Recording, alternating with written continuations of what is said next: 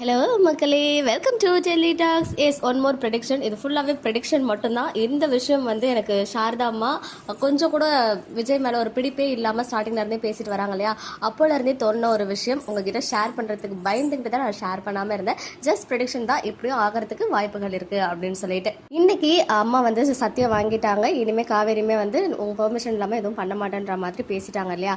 அது மட்டும் இல்லாமல் நாங்கள் லைஃபே ஸ்டார்ட் பண்ணலாம் அப்படின்ற ஒரு பாயிண்ட்டையும் சாரதா அம்மா சொல்லியிருக்காங்க.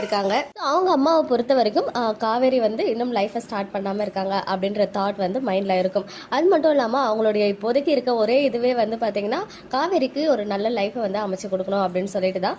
அவங்கள பொறுத்த வரைக்கும் விஜய் வந்து இப்போ வேண்டாதவராக ஆகிட்டாரு.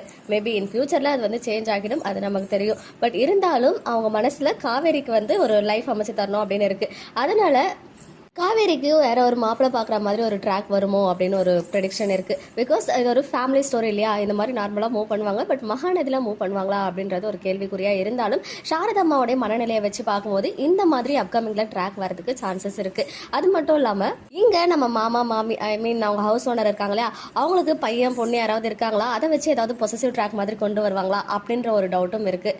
ஸோ அவங்க ஃபேமிலியில் அப்படியே மாப்பிள்ளையே பார்க்குறனாலும் காவேரி வந்து அக்செப்ட் பண்ணிக்கிறதே போகிறதில்ல. ஆனாலும் அவங்க ஃபேமிலியை பற்றி நமக்கு தெரியும், எமோஷனல் பிளாக்மெயிலாம் பண்ணுவாங்க, சத்தியம் வாங்கிட்டாங்க அப்படின்னு சொல்லும்போது மேபி அப்போதைக்கு வந்துட்டு அக்செப்ட் பண்ணி காவேரி வந்து அதுக்கப்புறம் அதை எப்படி தடுத்து நிறுத்தலாம் அப்படின்னு பிளான் பண்ணுவாங்க. இன்னொரு சைடு விஜய் வந்து ஃபுல் ஸ்விங்கில் அவர் வந்து ஒர்க் பண்ணிட்டு இருக்காரு. காவேரியோடைய அம்மா மனசுலையும் அவங்க ஃபேமிலி மனசுலையும் இடம் பிடிக்கணும்னு சொல்லி அவருமே அதை வந்து அவர் சைடு இருக்க லவ் அண்ட் சிச்சுவேஷனை எக்ஸ்பிளைன் பண்ணி புரிய வைப்பாரு அப்படின்லாம் வந்து உள்ளே ஓடிட்டு இருந்துச்சு. இந்த தாட் ரொம்ப நாளாக மைண்டில் ஓடிட்டு இருந்துச்சு. நான் உங்ககிட்ட வந்து இப்போ வெளிப்படையாக சொல்லிட்டேன். பட் இப்படி தான் வரும்னு சொல்லிட்டு நம்ம ஸ்ட்ராங்காக சொல்ல முடியலைனாலும் இப்படி வரத்துக்கு நிறைய பாசிபிலிட்டிஸ் இருக்குது அப்படின்னு என்னால் கணிக்க முடியுது. என்னுடைய பாயிண்ட் ஆஃப் வியூவில் இன்னும் கொஞ்சம் நாளைக்கு இந்த மாதிரி ஃபன்னாகவே மூவ் பண்ணிட்டு அதுக்கப்புறம் சில எமோஷனல் ஹை வோல்டேஜ் ட்ராமாஸ்லாம் வச்சு அதுக்கப்புறம் ஃபைனலி நம்ம விகாவோடைய ரீமேரேஜ் நடக்கும்னு நினைக்கிறேன். அதுக்கப்புறம் வந்து மறுபடியும் அவங்களுடைய லவ் அந்த மாதிரி ஃபேமிலி சீக்வன்ஸ் வேறு இந்த மாதிரி மூவ் பண்ணுறாங்க அப்படின்றது டீமுக்கு தான் தெரியும்.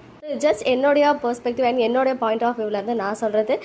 இதை பற்றி உங்களோட ஒப்பீனியன் என்ன அப்படின்னு சொல்லிட்டு என்னை திட்டாமல் கமெண்ட்டில் சொல்லுங்கள். ஓகே மக்களே, நெக்ஸ்ட் வீடியோவில் மீட் பண்ணுறேன். எக்ஸ்க்ளூசிவ் அப்டேட்ஸ்க்கு மறக்காம நம்ம யூடியூப் சேனலை சப்ஸ்கிரைப் பண்ணிக்கோங்க.